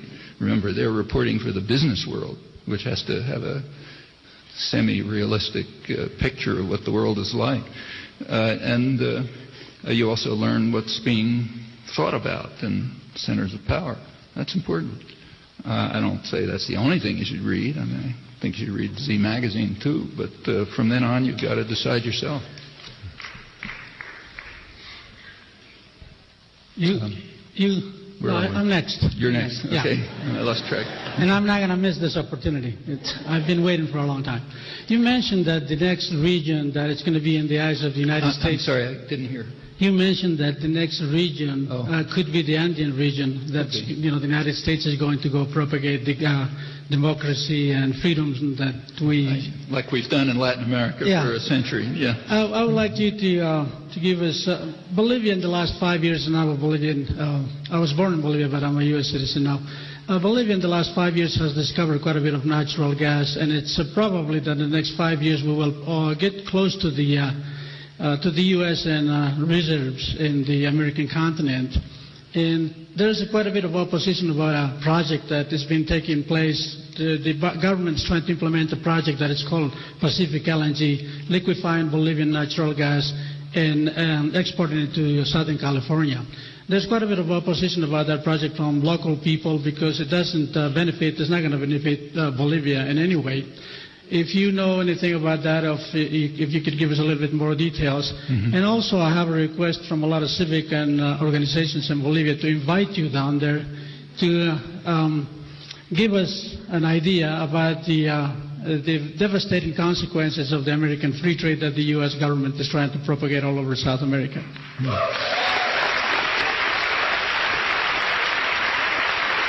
Well, I mean, you probably know more about Bolivian resources than I do, so I won't answer. But I doubt that the resources are on that scale. I think they're significant, but I doubt that they're on the North American scale. However, it is true that there are intelligence projections. A document you ought to read, it's public, it's called, what's the name, Global, it's in the year 2000, the National Intelligence Community, that's the CIA and the rest of them, published a projection for the next 15 years. If you want a reference to it, send me an email. It's got a website. Or you can get it under the CIA website if you look. And it's a long, detailed projection of what they expect in the next 15 years, and it's pretty interesting. Parts of it have to do with this. They describe the Andean region. They don't mention Bolivia, well, except that insofar as it's part of this region at the periphery. But the Andean region, they say they expect to be one of the main sources on which the U.S. will rely for its energy requirements. Not the only one, but one. That's why I mentioned that it's a possible target, aside from the fact that it's out of control. Bolivia, as you know, is almost out of control. Came very close to electing a populist president, named would have if it hadn't been for violence. There's a lot of opposition in Bolivia to the so-called drug war, which doesn't have a lot to do with drugs, but it has a lot to do with driving people off the land and things like that. And it's been a disaster in Bolivia for the population for almost 20 years now. Alternative development programs that have been talked about haven't been realized, as they haven't been anywhere else, and it's pretty bad news. And it's, a lot of tension and violence. The U.S., as I mentioned, has military bases all over the region, and undoubtedly is looking for, there are plans to go further, including Bolivia. As to the free trade agreements, well, there's one region where they've been implemented. North America, Canada, United States, and Mexico, and that's NAFTA. It's opposed by the populations in all three countries. It was implemented over the objections of the populations of all three countries. It's one of Clinton's other achievements. It required a tremendous media campaign to prevent people from knowing about what was happening. I mean, to this day, 10 years later, the official position of the labor movement has not been allowed expression. Right? A lot of denunciation of the labor movement, but their own position, which was pretty reasonable, wasn't allowed expression, still isn't. But the population is still opposed.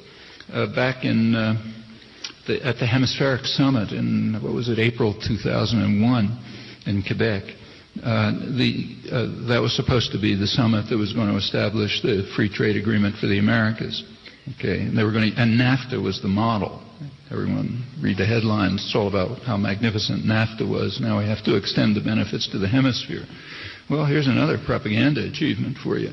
The two major organizations, pretty well-known organizations, the leading human rights group in the world, Human Rights Watch, and the Economic Policy Institute in Washington, is one of the major think tanks that does regular economic analysis. Both of them published major documents on NAFTA timed for release at the summit. Human Rights Watch their document dealt with effects of NAFTA on labor rights in the three countries. The Economic Policy Institute document had experts from the three countries discussing in detail the effects on working people of NAFTA in the three countries. Had a friend do a database search on that. It wasn't mentioned in the United States, except for one op-ed in a small town newspaper. Well, why? Because Human Rights Watch concluded that NAFTA had been harmful to labor rights in all three countries, mostly Mexico, which is the most vulnerable. And the Economic Policy Institute gave a detailed analysis in which they concluded that it's one of those rare agreements which had been harmful to working people, which means the majority of the population in all three countries. Most harmful in Mexico, which is the most vulnerable. And you don't want people to know that when the headlines are talking about how marvelous NAFTA is and how we have to extend it to the hemisphere. But if you read those reports, you get a pretty good assessment of what the effect of so-called free trade is. And it's not free trade. That's propaganda. It's a very special form of international integration which gives rights to investors, not to people. So under, say, NAFTA, one of the provisions of NAFTA, like the World Trade Organization, is that corporations are permitted to claim national rights. So GM can go to Mexico and claim the rights of Mexican businesses. What happens if a Mexican of flesh and blood that tries to go to New York and claim the rights of an American person of flesh and blood? You know, don't have to bother asking. That's just only one example of special rights that are given to private tyrannies that people don't have. When NAFTA was passed, it was implemented in 1994. There was another legislation implemented in 1994 by the Clinton administration. It was called Operation Gatekeeper. It militarized the U.S.-Mexican border. That's an artificial border, like most borders. It was established by conquest. The United States conquered half of Mexico. And the border has been pretty porous in both directions. Same people live on both sides. They've been moving up and back. Clinton understood that when NAFTA is passed, you have to block the movement of people. Okay? Free trade, if you go back to Adam Smith, is based on free movement of people. You have to stop that. And the reason is because they anticipated an economic disaster in Mexico that they were going to call an economic miracle. And it was going to mean there would be a flood of people from Mexico fleeing to the United States. And you got to block that, so they militarized the border. And hundreds of Mexicans have been killed since then trying to cross the border. It's one of the effects of NAFTA. But these are not free trade agreements. They're agreements which provide, which are carefully calibrated to be a mixture of protectionism and liberalization designed for the interests of those who are designing them. That's not very surprising. The people who are designing them, mainly corporate sector, are designing them in their interest. It includes very highly protectionist measures and the kind of liberalization that will benefit them. But they're not free trade agreements, and NAFTA, at least, appears to have been harmful to the majority of the population in all three countries.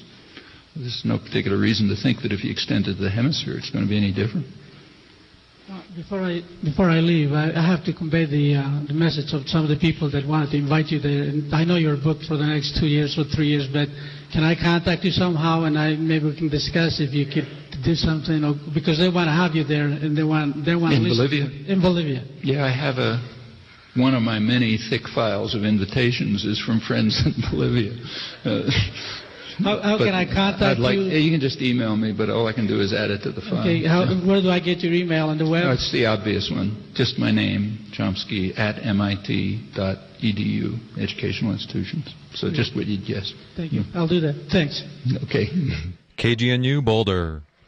But I have to tell you that I'll probably have to send a form response. I mean, I get hundreds a day, and even spending 4 or 5 hours a night, I can't really respond. We'll keep at it. But so a lot of them have to say, if it's an invitation, all I can do is file it. What's to prevent Mr. Bush from carrying out a plan, which I believe is part of his national emergency policy, and that is to cancel the 2004 elections? I think I mean, these guys are pretty bad, but I don't think that's in the cards. I mean, I think that probably would lead to a rebellion in the country. Unless, with an exception, if some major terrorist action takes place, all bets are off. And I don't say that they're trying to stimulate one, but the policies that they are pursuing are increasing the likelihood of terrorist operations, and they know it. They read their own intelligence reports. They read CIA reports. They read what strategic analysts are saying. And they're almost uniform in saying that the policies that are being pursued are likely to increase the threat of terrorism. And the threat is severe. You want to know how severe it is? I recommend some reading. There's a high-level task force, Hart-Rudman task force, organized by the Council on Foreign Relations, which just came out with its report a couple of months ago on some title like Terrorist Threats to the United States.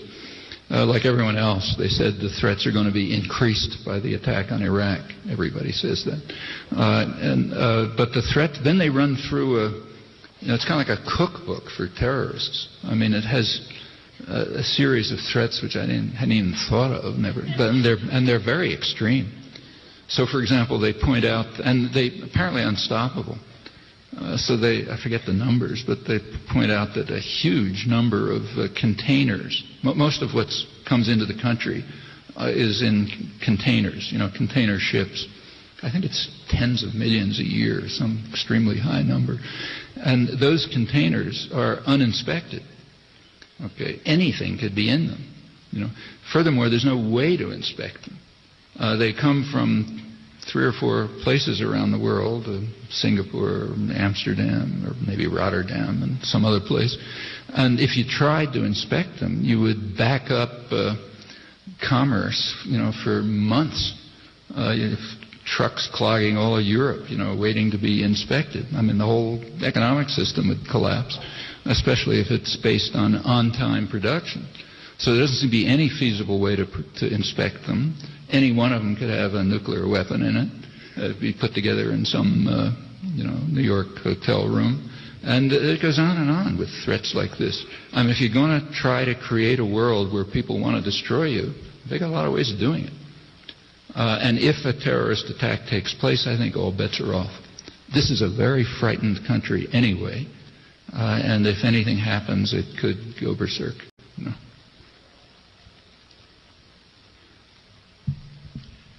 I lost track of where we are.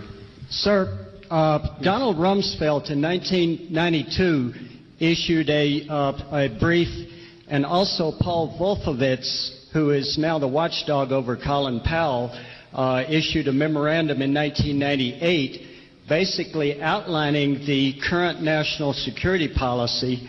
Zbigniew Brzezinski wrote a book in 1998 called The Grand Chessboard, to where he outlined the war against Afghanistan for the precise purpose of establishing military bases in Central Asia to where we could dominate the entire region from there. Just to follow from the other side, William Fulbright wrote a book entitled The Price of Empire just before he died in 1989.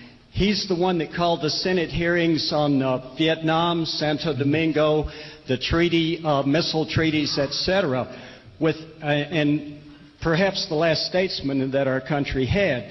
In view of all the evidence, public and private, about a direct plan to basically establish a world dictatorship, can you see any way that we can somehow either replace the capitulationism or the compliance of the Democratic Party? Is there any way that we can have statesmen come again through the democratic process in this country? Well, that's part of the reason why I gave a couple of examples going back to 1940. Yeah, everything you say is true, and these policies were announced in the words I quoted back in 1940. They were announced even more clearly by the Kennedy administration. That's why I quoted Dean Acheson. That's as liberal as you can get within the existing spectrum.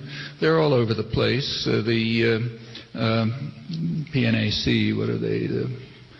I forget what it stands for. The Wolfowitz group, Project for the New American Century, they've come out with proposals. I think that's what you're referring to. These are all over the spectrum.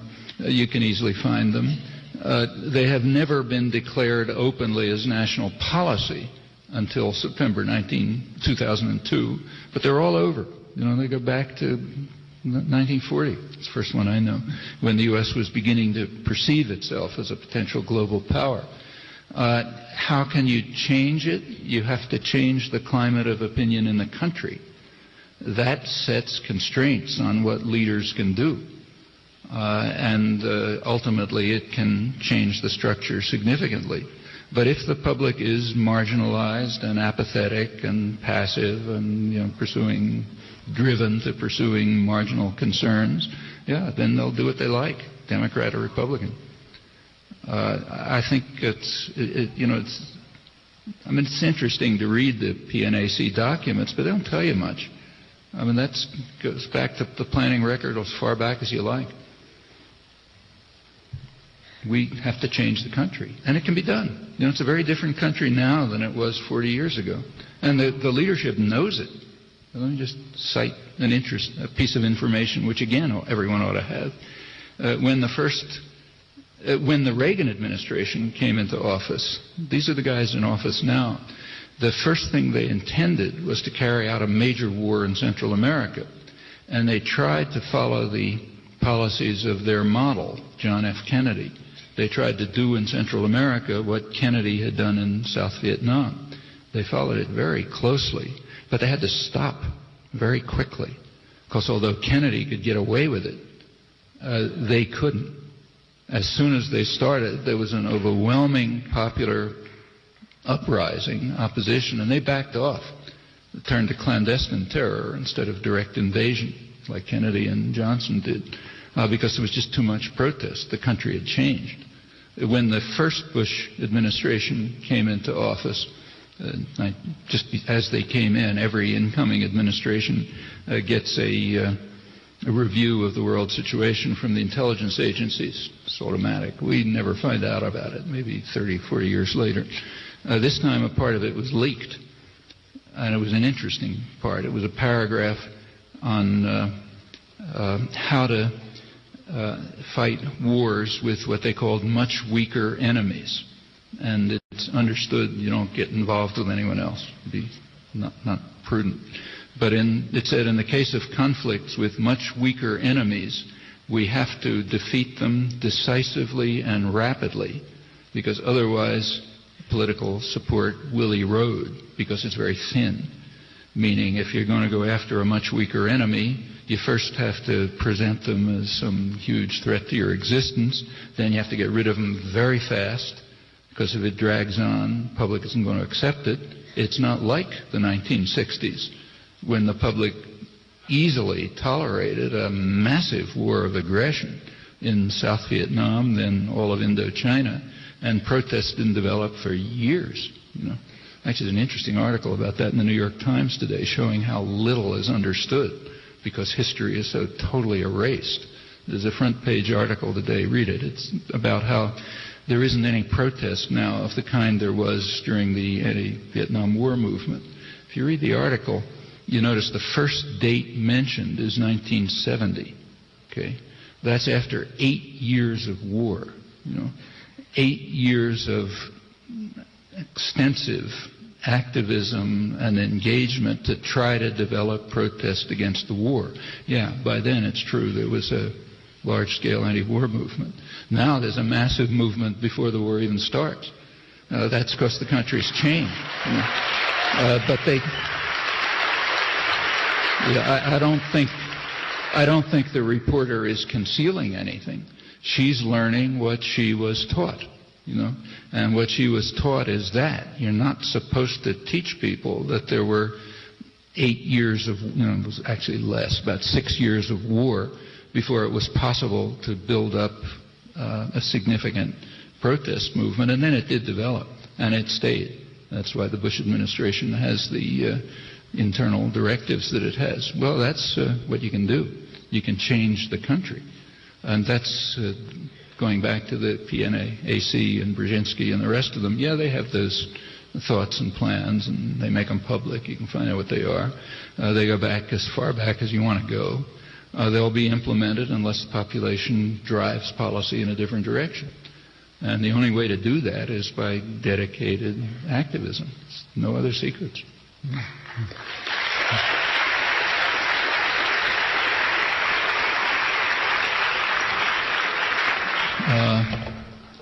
Well, where are we? Right here. Okay. If the reaction to that, the war has been so fast this time, maybe there will be a strong reaction in 2004, and I won't feel at all guilty for voting for another Ralph Nader. I would love to have a clone of you in my refrigerator. That means I'd be frozen to death. I was today walking around Boulder. So that every time I opened it up and was just astounded from something I've read and just baffled, that you would be there with a voice of reason. Let me tell you. A little cold, but... Let me tell you something. In the 1980s, if you wanted to learn something about Central America, the place to go was like a church in Kansas or something like that. There was a mass-based popular movement that developed of people whose names you never heard of, who did totally new things in the whole history of Western imperialism. Tens of thousands of them went to live with the victims. Many of them are still there to help them. It had never happened before. Those people knew more about Central America certainly than the CIA. I learned from them when I went to visit them. That's the way you find out things. Or you part of some meaningful organization, you can learn about the world. It's really hard to do it by yourself. But when you do it with other people, you can get a tremendous amount. Now, my question. Well, today I was at our monthly meeting of the World Federalist Association, where we have this teleconference throughout the United States. And one of the handout things they had, it said, I was wondering, Noam, if you know about this. Last summer, Congress passed a law that would allow the president to invade the Netherlands with military force. That's true. If the International Criminal Court even hears a case against an American. It's true. In Europe, it's called the Netherlands Invasion Act. Here, it's not reported, but yeah, it's true. And it was signed by the executive, so it's law. Democrats and Republicans voted for that. Absolutely. So, kind of my question for you is there any way that you could foresee that George could be prosecuted? I understand that in this country, he has to be not in this country. He has to go outside of this country, since we haven't ratified the ICC. But if he were somewhere else, why couldn't someone just arrest him? These are questions of power, not law. The U.S. can do it because it's overwhelmingly powerful. Nobody can do anything about it except people inside the United States. You want to change things, you got to change them here. Nobody else can do it. I don't really think, and in Europe they describe the Netherlands Invasion Act as a kind of a joke, a sign of how crazy everybody is across the Atlantic. They don't really expect The Hague to be invaded, but they know that they can't touch an American or even threaten one because the threats are just too great. The fanaticism of this is really remarkable. So take the latest country to be admitted into the United Nations, East Timor. Barely exists. A couple 100,000 people. Those are the ones who survived the U.S.-backed Indonesian assault. When they got independence, their first communication from Colin Powell, the moderate, from the State Department, first communication was, that if they wanted any aid from the United States, they were going to have to guarantee that they would never be involved with the International Criminal Court in any case involving an American. I mean, the chance of some East Timor, sending some American to the International Criminal Court is approximately at the level of being hit by an asteroid tomorrow. But they're not you got to show the fanaticism is so extreme that they had to sign that. And Europe knows you don't fiddle around with a 800-pound gorilla. It can only be stopped from within. I've just been told by my boss that we have 5 more minutes, so that's like 1 or 2 questions. Do you consider I don't tax resistance by Americans to be an appropriate means of expressing dissent and possibly affecting transformation in the government? Well, I mean, I was a tax resistor myself for a long time. In fact, I tried to organize national tax resistance back in 1965 with a couple of friends. We really tried hard, didn't get very far. And I myself kept at it for about 10 years until I realized it's just not an effective tactic at that point. These are tactical questions. You have to try to judge, is it going to reach people? If you carry out any form of civil disobedience, whether it's tax resistance or something else, you have to ask, what are the likely consequences? I mean, you're not making a pact with God. You're trying to have an effect, Say, well, what are the consequences going to be? Is it going to encourage other people to do something, say, because they'll see you're doing this? And right now, my own, I don't have any faith in my tactical judgment. Yours is better than mine, I'm sure. But if you want mine, it's that it's probably not an effective device now. Frankly, I think the most important thing now is to do something about the fact that this country is so terrified that an unscrupulous leader can impose lunatic ideas by a propaganda campaign that lead to real dangers. It seems to me that's what we ought to be dealing with. We ought to also be dealing with the fact that really critical and important things are just not reaching people, like what happened last October, say. There's of extraordinary importance, just one example. Unless that stuff is known to people, you're not going to be able to organize and have an effect. And that means breaking through media monopolies, information control, indoctrination, all sorts of things.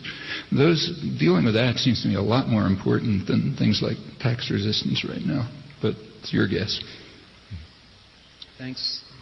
I really appreciate your coming, and I hope to see you back in the area soon. But my question was very similar to hers, actually. But I wanted to know your opinion, given all the recent events of the past few years worldwide, the opposition to some of the decisions the Bush administration has made, the WTO violations.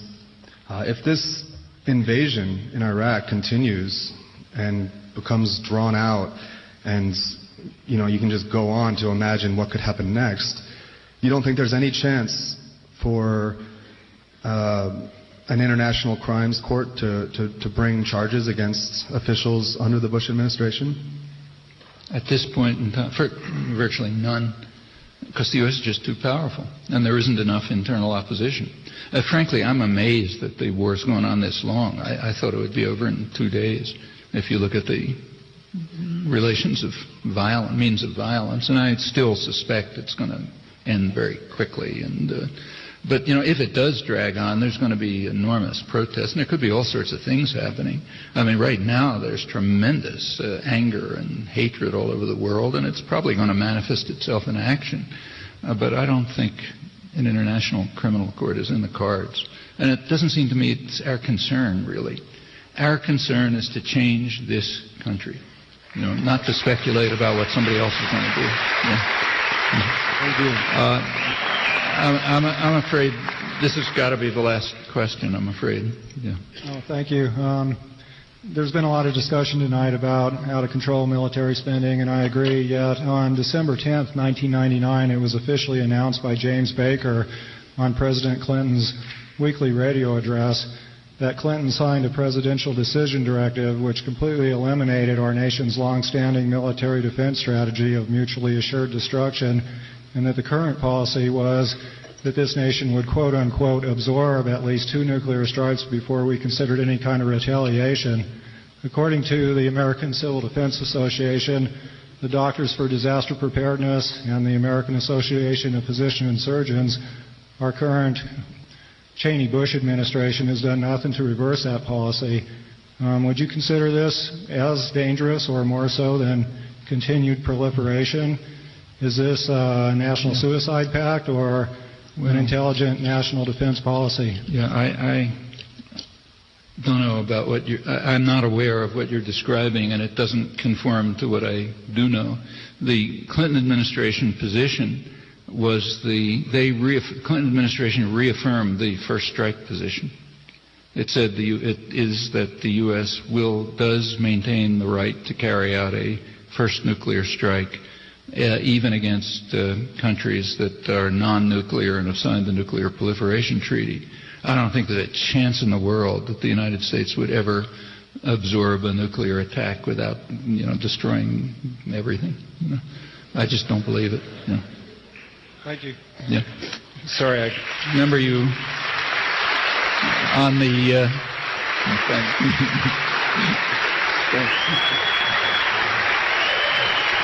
Thank you.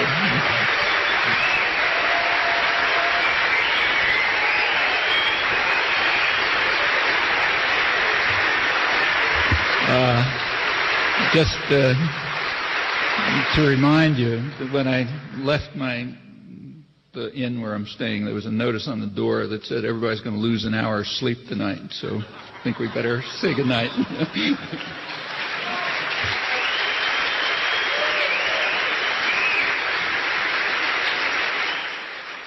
Good night, Noam Chomsky, and thanks for speaking once again in a benefit for KGNU. You heard it live here on KGNU, a simulcast. Noam Chomsky speaking on the campus of the University of Colorado in Boulder at Mackey Auditorium. A sold-out crowd, a benefit for KGNU. Noam Chomsky spoke for KGNU's 10th anniversary, our 20th anniversary, and now again for our 25th anniversary. Thanks to KGNU's Evan Perkins and the staff at Mackey for making this live simulcast broadcast possible. And everything you hear on KGNU is made possible by the listener members. Our spring fundraiser is just around the corner. It starts next Friday, and we thank you for your participation and your continued support of Boulder County Community Radio.